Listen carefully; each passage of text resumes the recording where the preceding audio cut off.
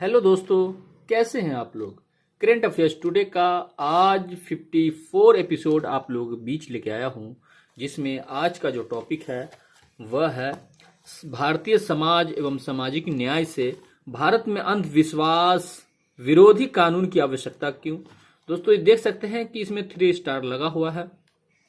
तो ये अभी के लिए ये तत्कालिक है क्योंकि ये ट्रेंडिंग में है और भारत में अंधविश्वास जिस तरह से बढ़ता जा रहा है उसके लिए ठीक है जो विरोधी कानून की आवश्यकता हुई है, यानी कानून अंधविश्वास के तो विरोध में ही है कानून, तो इसकी क्यों आवश्यकता हुई है, आखिर क्या कारण है, अंधविश्वास में लोग कहां तक चले गए हैं, इसके बारे में आज हम देखेंगे। जो कानून उसे अब अंधविश्वास को कम करने के लिए अपनी कदम उठा रहे हैं। दोस्तों अगर आप यूपीएससी या विभिन्न स्टेट पीसीएस की तैयारी करते हैं, अगर आप चैनल पे नए हैं तो आपको बता दूं कि यह दृष्टि के द्वारा जो मैगजीन दिए जाते हैं, जो करेंट अफेयर्स का प्रतिमाह, उसके हर एक टॉपिक को वीडियो के माध्यम से प्रतिदिन अपलोड किए जाते हैं इस चैनल पे, जिससे क्या हो कि इसमें जो जितने भी हिंदी माध्यम के अगर आप स्टूडेंट हैं तो आपको करेंट अफेयर की जरूर पड़ती है, क्योंकि इंग्लिश माध्यम के लिए भी पढ़ते हैं तो इंग्लिश माध्यम वाला न्यूज़पेपर देख लेते हैं, जैसे द हिंदू न्यूज़पेपर जो बहुत ज़्यादा इंपॉर्टेंट है यूपीएससी के लिए। उसी तरह अगर हिंदी माध्यम के स्टूडेंट है, आप अगर न्यूज़पेपर उतनी अच्छे से पढ़ना नहीं जानते हैं तो इसमें क्या है कि जितने भी न्यूज़पेपर, कई सारे न्यूज़पेपर हैं, उन सभी में जो महत्वपूर्ण जो यूपीएससी से रिलेटेड या विभिन्न स्टेट पीसीएस से रिलेटेड जो टॉपिक होते हैं, ठीक है, उन सभी को हिंदी में रूपांतरण करके इस मैगजीन में है, ठीक है, इस मैगजीन में दिया जाता है, जिससे क्या हो कि हिंदी माध्यम के स्टूडेंट भी उस न्यूज से अवगत हो सके और हिंदी माध्यम के स्टूडेंट को किसी तरह के एग्जाम में परेशानी का सामना ना करना पड़े, ठीक है। तो और जो विभिन्न हिंदी माध्यम के जो टॉपर हुए हैं उनका भी कहना है कि दृष्टि जो मैगजीन देती है प्रति मंथ, वह रेगुलर पाठक रहे हैं और उसको रेफरेंस में कहते हैं कि आप जरूर पढ़ें, यह बहुत ही हेल्पफुल रहता है, ठीक है दोस्तों। तो अगर आप चैनल पे नए हैं तो चैनल को सब्सक्राइब कर ले, जिससे प्रतिदिन जो वीडियो यानी इसके जो जितने भी टॉपिक है सबको प्रतिदिन हम अपलोड करते हैं यूट्यूब पे। तो अगर आप चैनल को सब्सक्राइब नहीं किए हैं और हमसे जुड़ना चाहते हैं तो चैनल को सब्सक्राइब कर ले, जिससे पहले मतलब क्या होगा कि आप सब्सक्राइब कर लेंगे तो ये जो वीडियो अपलोड करेंगे तुरंत आपके पास चला जाएगा। तो दोस्तों अगर आप इसके पीडीएफ भी चाहते हैं तो पीडीएफ के लिए लिंक जो है हमारे जो यूट्यूब चैनल के अबाउट में जाएंगे तो आप वहां पे देखेंगे कि टेलीग्राम का लिंक दिया हुआ है, आप वहां से जुड़ सकते हैं और वहां से आप पीडीएफ प्राप्त कर सकते हैं। क्योंकि कई सारे स्टूडेंट हमारे साथी हैं जिनका कहना था कि सर मतलब या भाई पीडीएफ भी दिया करो, पीडीएफ भी दिया करो, तो इसके लिए हमने ये टेलीग्राम पे चैनल बनाया है। चैनल पे जाकर के आप वहां जुड़ सकते हैं और पीडीएफ रोज आप ले सकते हैं। तो चलते हैं आज की इस वीडियो में कि चर्चा में क्यों है, ठीक है, कि भारत में जो अंधविश्वास विरोधी कानून की आवश्यकता हुई है वह चर्चा में क्यों है। तो हाल ही में केरल में 2 महिलाओं की अनुष्ठानात्मक मानव बलि, ठीक है, के तहत निरसंग हत्याओं ने भारत में अंधविश्वास, काला जादू और जादू टोने की व्यापकता के संदर्भ में एक बहस खड़ी कर दी है। और जिस तरह से केरल में 2 महिलाओं की अनुष्ठान मानव बलि के तहत जो नृसंहार हत्याएं हुई है, वह किस तरह से अंधविश्वास, काला जादू और जादू टोने की व्यापकता के संदर्भ में एक बहुत बड़ा मुद्दा खड़ा करके रख दिया है, इसी के बारे में आज हम जानेंगे। तो इस टॉपिक को और अच्छे तरीके से समझने के लिए इससे जो संभावित प्रश्न है जो यूपीएससी या विभिन्न स्टेट पीसीएस में पूछे जा सकते हैं, या आप एक बेहतर तरीके से सोचने वाले बन सकते हैं, इसीलिए इससे जो संभावित प्रश्न है उसको देख लेंगे तो इस टॉपिक को समझना और आसानी हो जाएगा। तो जैसे क्या है कि केरल में मानव बलि की हालिया घटनाओं ने सख्त अंधविश्वास विरोधी कानून की मांग को बढ़ावा दिया है। यानी क्या है, केरल में जो है वो है मानव बलि की हालिया घटनाओं में सख्त अंधविश्वास विरोधी कानून की मांग को बढ़ावा दिया है। इस सामाजिक मुद्दे से निपटने के लिए व्यापक कानून की आवश्यकता है, चर्चा कीजिए। तो आप एक सिंसियर स्टूडेंट है, सेंसिटिव, जिसे संवेदनशील, आपको एक संवेदनशील मानव बनना चाहिए, जिससे अपने आसपास की होने वाली घटनाओं को प्रति आपका संवेदना होनी चाहिए कि आप किस तरह से उसके प्रति सोचते हैं। उनकी किस तरह से जरूरतों को पूरा करेंगे। अगर हमारे समाज में कोई चीज गलत हो रहा है तो उस गलत के प्रति आप कैसे खड़ा होंगे, है ना। तो उसके लिए आपको क्या होना चाहिए कि पहले नंबर तो आप नॉलेज लेंगे कि आखिर क्या चीज गलत है क्या सही है, उसके बारे में आप अवगत होंगे तभी तो उस चीज के बारे में खड़े हो सकेंगे, या तो पक्ष में या विपक्ष में।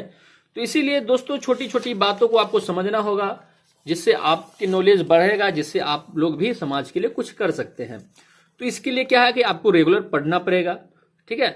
तो हमारे समाज में जो घटनाएं घटती है, भारतीय समाज एवं सामाजिक न्याय के टॉपिक में आज हम जो देखते हैं वह है क्या कि आप अवगत हैं। तो अंधविश्वास सुपर कीटोन, ठीक है। जिसमें पहला पॉइंट है कि अंधविश्वास एक अतार्किक विश्वास है जो आमतौर पर अज्ञानता या भय पर आधारित होता है और इसमें संकेत, आकर्षण आदि के प्रति जुनूनी श्रद्धा होती है। दूसरा पॉइंट है कि दूसरे शब्दों में कहे तो अगर किसी प्रथा को उसके पीछे के तर्क को लेकर सवाल उठाए बिना माना जाता है तो उसे अंधविश्वास कहते हैं, ठीक है। उसके बाद अगला पॉइंट है कि सुपर कीटोन शब्द लैटिन शब्द सुपर स्टिटियो से लिया गया है जो ईश्वर के अत्यधिक भय को इंगित करता है। अगला पॉइंट है कि अंधविश्वास देश, धर्म, संस्कृति, समुदाय, क्षेत्र, जाति या वर्ग विशिष्ट नहीं होता है। अंधविश्वास जो होता है वह किसी देश के नहीं होते, धर्म के नहीं होते, संस्कृति का नहीं होता है, समुदाय का नहीं होता है और नक्षत्र, जाति या वर्ग विशिष्ट का नहीं होता है। इसका स्तर व्यापक है और यह विश्व के हर कोने में पाया जाता है। उसके बाद अगला जो पॉइंट है वह देखते हैं कि भारत में स्थिति क्या है अंधविश्वास का, है ना। तो देखते हैं कि राष्ट्रीय अपराध record bureau NCRB national crime record bureau की वर्ष 2021 की रिपोर्ट के अनुसार भारत में 6 मौतें मानव बलि के कारण जबकि 68 मौतों का उद्देश्य जादू टोना था। देख सकते हैं 2021 की रिपोर्ट में है कि 6 मौतें जो हुई कि बलि दिया गया है। अभी भी बलि प्रथा हमारे मानव बलि प्रथा हमारे देश में है। और इसके बाद जो 68 मौतों की जो मतलब उद्देश्य था वह जादू टोना था। तो इस तरह से हमारे देश में किस तरह से जागरूकता की जरूरत है ना। तो हम लोगों को यह सोचना चाहिए, हमारे समाज के प्रति सोचना चाहिए कि हम उसे अवेयरनेस करें, यानी उसे मतलब उन जरूरत को बताएं जो उन जरूरतों के लिए क्या करते हैं, वो जादू टोना पे विश्वास करते हैं, अंधविश्वास करते हैं, उनको एक विज्ञान से जोड़ने की कोशिश करें। अगला है कि वर्ष 2020 में भारत में जादू टोना के कारण 88 मौतें हुई और 11 लोगों की मौत मानव बलि के रूप में हुआ। और 2020 में देख सकते हैं कि जादू टोना के कारण जो 88 मौतें हुई और 11 लोगों की मौत जो हुआ मानव बलि के रूप में हुआ था। अगला है कि जादू टोना के सबसे अधिक मामले छत्तीसगढ़ में जिसमें 20, ठीक है। उसके बाद मध्य प्रदेश 18 और तेलंगाना में 11 दर्ज किए गए हैं। और सबसे पहली बात, जादू टोना वहीं रहेगा, अंधविश्वास वहीं रहेगा जहां शिक्षा की कमी होगी। और अपने भारत की स्थिति देख सकते हैं कि किन किन राज्यों में जो शिक्षा है वह कहाँ कम है, ठीक है। छत्तीसगढ़ में देख सकते हैं कि वहां जो आदिवासी लोग रहते हैं, ठीक है, और वहां जो कुछ नक्सली रहते हैं, तो वहां शिक्षा की कमी है। हमारे सरकार को चाहिए कि जिन क्षेत्रों में मतलब आदिवासी या नक्सली रहते हैं तो नक्सली को समझाया, वो तो अलग टॉपिक है, लेकिन जहां ये कहते हैं ना कि नीच कास्ट, अपर कास्ट, ठीक है, लोअर कास्ट, तो देख सकते हैं कि लोअर कास्ट में ही सबसे ज्यादा अंधविश्वास रहता है, अपर कास्ट में नहीं। क्योंकि अब अपर कास्ट जो होते हैं अवेयरनेस होते हैं, जागरूक होते हैं वो, ठीक है। तो हमारे सरकार को चाहिए कि अधिक से अधिक छोटे कास्ट में जो होते हैं, ठीक है, ऐसे आप लोगों को दिक्कत हो सकता है कि मतलब बुरा लग सकता है कि हम छोटे कास्ट ऊपर कास्ट कहते हैं। जो हमारे समाज की जो रीतियां हैं देख सकते हैं कि किस तरह से ऊंची जात नीची जात बना के रखे हैं, ठीक है। तो आप देख सकते हैं कि ऊंची जात में लोग कितने पढ़े लिखे हैं। हम भी नीची जात से हैं, लेकिन हम लोग भी पढ़ने की कोशिश कर रहे हैं। हम अपने समाज को जागरूक करने की कोशिश करने के लिए हम लोग भी पढ़ाई कर रहे हैं। तो सरकार को अधिक से अधिक चाहिए कि हमारे जो नीचे कास्ट की जो कास्ट में है जो अंधविश्वास बहुत ज्यादा है, ठीक है। तो अगला देखते हैं, ये दोस्तों ये ग्राफ है कि कौन से ईयर में कितने जो हुआ था कि बलि हुई थी और कितने जादू टोना से मरा हुआ, उसका रिकॉर्ड है। इसकी जानने की जरूरत नहीं है क्योंकि जिसकी जरूरत था उसको आपको पता चल गया। अगला देखते हैं कि भारत में कानून, ठीक है। तो वर्तमान में भारत में ऐसा कोई केंद्रीय कानून नहीं है जो विशेष रूप से जादू टोना, अंधविश्वास या मनोगत प्रेरित गतिविधियों से संबंधित अपराधों से संबंधित हो। अगला पॉइंट है कि वर्ष 2016 में लोकसभा में डायन प्रताड़न निवारण विधेयक प्रस्तुत किया गया था, परंतु यह पारित नहीं हो पाया था। अगला है कि भारतीय दंड संहिता आईपीसी में भी अपहरण और हत्या जैसे संबंधित अपराधों के लिए सजा का प्रावधान है, परंतु अंधविश्वास और पुरानी मान्यताओं को आगे बढ़ाकर दूसरों को नुकसान पहुंचाने से संबंधित कोई प्रावधान नहीं है। अगला पॉइंट देखते हैं कि राष्ट्रव्यापी कानून के अभाव में कुछ राज्यों ने जादू टोना से निपटने और महिलाओं को डापन प्रताड़न यानी डायन जो होता है, ठीक है, से बचाने के लिए अपने स्तर पर कानून बनाए हैं। इसमें सब पॉइंट है कि इन राज्यों में बिहार, छत्तीसगढ़, झारखंड, उड़ीसा, राजस्थान, असम, महाराष्ट्र और कर्नाटक शामिल है। ठीक है, उसके बाद देखते हैं आवश्यकता क्यों पड़ी है कानून लाने की। तो कि अगला पॉइंट है जो इसमें पॉइंट है कि डायन प्रताड़न और व्यापक अंधविश्वास से संबंधित अपराध भारतीय संविधान के अनुच्छेद 14, 15 और 21 के तहत गारंटीकृत बुनियादी मौलिक अधिकारों का उल्लंघन करते हैं। जिसमें अगला पॉइंट है कि इस तरह के कार्य विभिन्न अंतर्राष्ट्रीय विधानों जैसे कि मानवाधिकारों की सार्वभौमिक घोषणा 1948, नागरिक और राजनीतिक अधिकारों पर अंतर्राष्ट्रीय वाचा 1966 और महिलाओं के खिलाफ भेदभाव के सभी रूपों के उन्मूलन पर कन्वेंशन 1979 के कई प्रावधानों का भी उल्लंघन करते हैं, जिनमें भारत एक हस्ताक्षरकर्ता है। अगला पॉइंट देखते हैं कि यदि अंधविश्वास का मुकाबला करने के लिए आवश्यक कदम नहीं उठाए जाते हैं तो इसके कारण समाज में अतार्किक और अवैज्ञानिक प्रथाओं जैसे धार्मिक उपचार, नीम हकीम और चिकित्सा उपचार के बारे में दुष्प्रचार भी बढ़ सकता है, जिसका नागरिकों के स्वास्थ्य और सार्वजनिक व्यवस्था पर गंभीर नकारात्मक प्रभाव पड़ सकता है।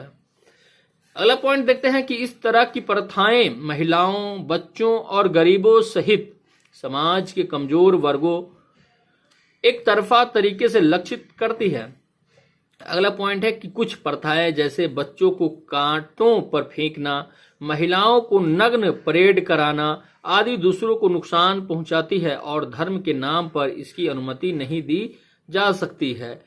ठीक है, तो किस तरह से हमारे समाज में अंधविश्वास है कि देख सकते हैं कि बच्चों को भी कांटों पे फेंका जाता है, महिलाओं को नग्न परेड कराया जाता है। तो ये सब हमारे समाज की एक दुष्कृतियां हैं, जो कहते हैं ना कि एकदम जो एक क्रूतियां होता है, एक बहुत ज्यादा ही क्रूतियां होती है, वो सब हमारे समाज में फैले हुए हैं।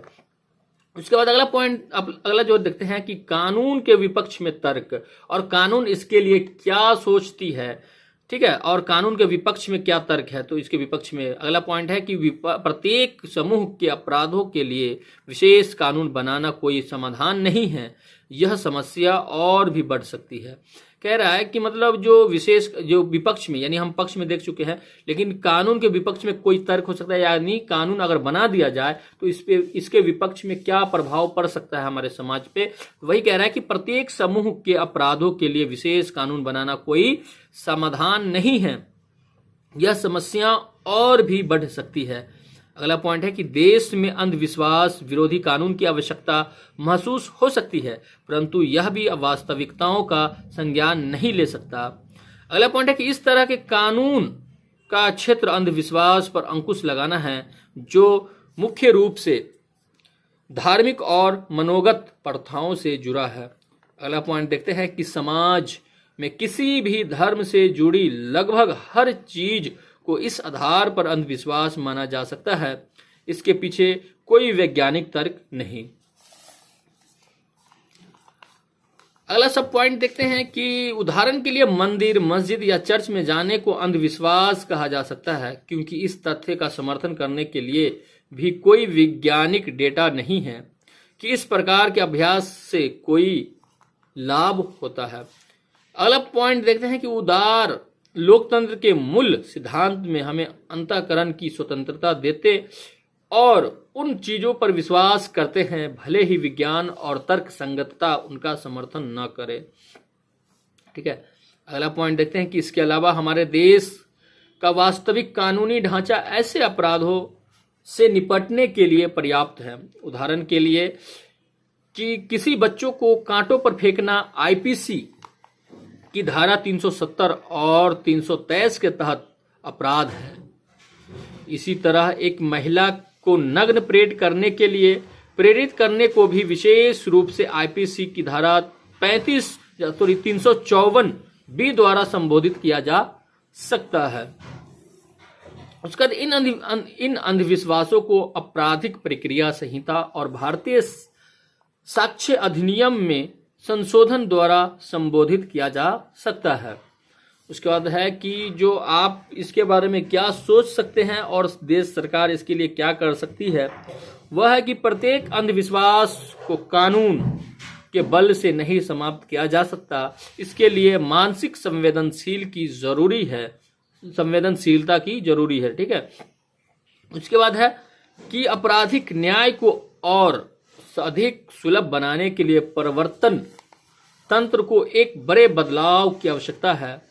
अगला पॉइंट है कि भारतीय संविधान का अनुच्छेद 51H भारतीय नागरिकों के लिए वैज्ञानिक सोच, मानवतावाद और जांच और सुधार की भावना को विकसित करना एक मौलिक कर्तव्य बनाता है। अगला पॉइंट है कि वर्ष 1954 के drugs and magic remedies act के प्रावधानों का उद्देश्य भारत में प्रचलित विभिन्न अंधविश्वासी गतिविधियों के दुर्लभ प्रभाव से निपटना भी है। अगला है अन्य उपाय। भारत में अंधविश्वास को दूर करने के लिए साक्षरता दर में यथासंभव सुधार करने की आवश्यकता है। उसका सरकारी या गैर सरकारी संगठनों लोगों को शिक्षित करने और उन्हें वैज्ञानिक रूप से सोचने के लिए सिखाने के लिए पहल कर सकते हैं। अगला पॉइंट है कि माता पिता व्यक्तिगत मार्गदर्शन और वास्तविक जीवन के उदाहरणों के माध्यम से अंधविश्वासों में सभी आशंकाओं और विश्वासों को दूर करने में महत्वपूर्ण भूमिका निभाते हैं। उसके बाद इसका जो निष्कर्ष है वह देखते हैं कि भारत को अंधविश्वास पर कानून की आवश्यकता है। हालांकि इसमें क्या शामिल होना चाहिए, इस पर बहस की जरूरत है। हालांकि अंधविश्वासी प्रथाएं जो पूरी तरह से अमानवीय, क्रूर और शोषक है, उन्हें एक ऐसे कानून द्वारा निपटाया जाना चाहिए जो विशेष रूप से उन्हें संबोधित करता है। दोस्तों, आपने क्वेश्चन पहले ही देख चुके हैं, तो इस तरह से ये टॉपिक कंप्लीट हुआ। दोस्तों, आप देख सकते हैं कि किस तरह से इसमें समझाया गया है। तो अगर आप यूपीएससी या विभिन्न स्टेट पीसीएस की तैयारी करते हैं तो आपके लिए बहुत ही ज़्यादा यह लाभकारी है चैनल, क्योंकि इस चैनल पे रेगुलर वीडियो अपलोड करते हैं। तो आप जरूर चैनल को सब्सक्राइब कर ले, जिससे यह वीडियो जो अपलोड होगा पहले आप तक पहुंचेगा। दोस्तों, तो आज के लिए इतना ही। मिलते हैं नेक्स्ट एपिसोड में। जय हिंद।